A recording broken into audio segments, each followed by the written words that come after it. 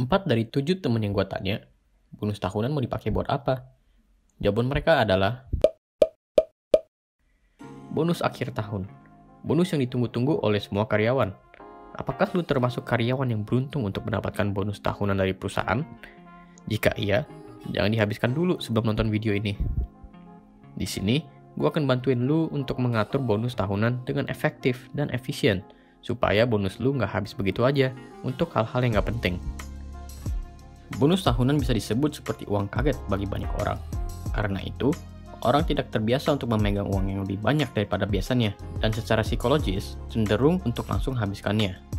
Maka dari itu, kita harus memiliki prinsip yang kita pegang dengan kuat, agar psikologi kita tidak goyah. Prinsip ini juga akan bisa membuat garis dasar untuk keputusan kita. Prinsipnya apa sih? Memprioritaskan keperluan daripada kemauan. Kelihatan gampang kan? Sekarang, tantangannya adalah bagaimana caranya untuk membedakan keperluan lu daripada kemauan. Karena beda orang memiliki beda keperluan masing-masing. Coba sekarang lu tentuin sendiri keperluan dan kemauan lu. Ingat, beli HP baru itu bukan keperluan jika yang lama masih berfungsi. Gua akan share keperluan dan kemauan gua secara ringkas.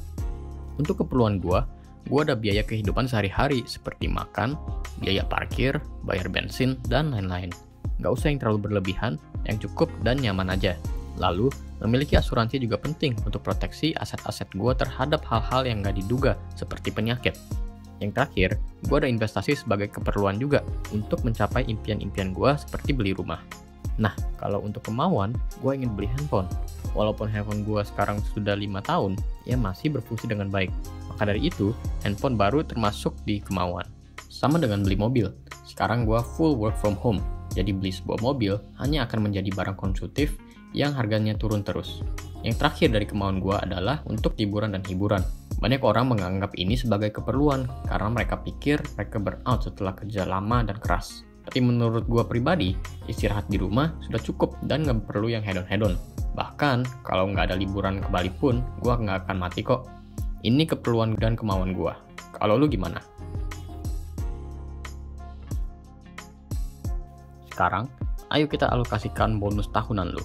Ada banyak cara untuk menghabiskan bonus akhir tahun. Menurut gua, lebih baik uang kaget ini digunakan untuk pengeluaran-pengeluaran penting yang berguna untuk time frame yang lebih panjang. Dengan ini, lu akan menunda kesenangan sekarang demi kesenangan yang lebih di masa yang akan datang. Yang pertama, lunasi hutang. Mungkin lu sekarang ada sisa cicilan atau menunda pembayaran untuk barang yang sudah dibeli karena keterbatasan dana. Atau mungkin lu terjebak di hutang pinjol-pinjol yang makin hari bunganya makin membengkak. Lunaskanlah semua hutang yang jadi beban lu.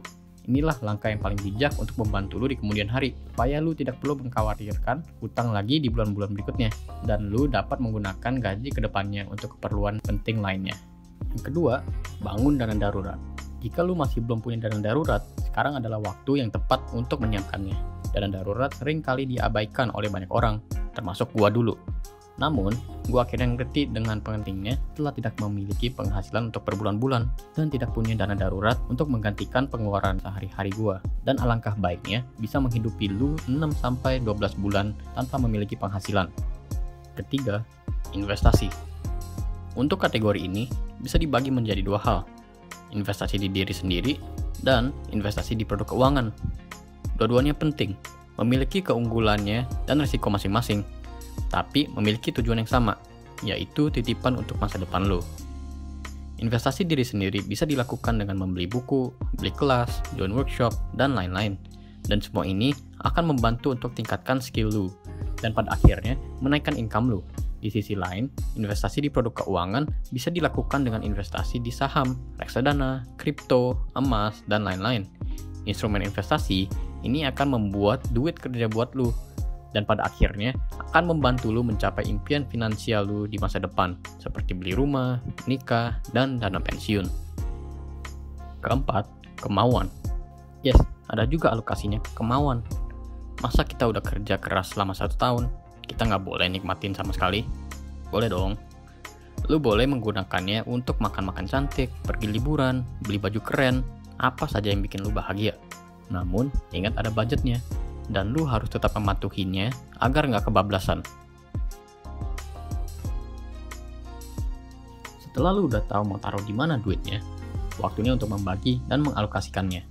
Gua menggunakan rule 50-30-20. Peraturan yang dipopulerkan oleh Elizabeth Warren dari bukunya All Your Worth, The Ultimate Lifetime Money Plan. Peraturan sederhana namun efektif. Aturan ini terdiri dari 50% keperluan, 30% investasi, dan 20% kemauan.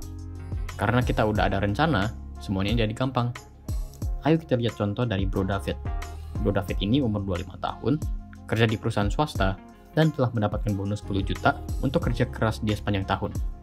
Dengan rule 50-30-20, Bro David akan mengalokasikan 5 juta untuk bayar cicilan dan hutang, 3 juta untuk dana darurat dan investasi, dan 2 juta untuk kemauan.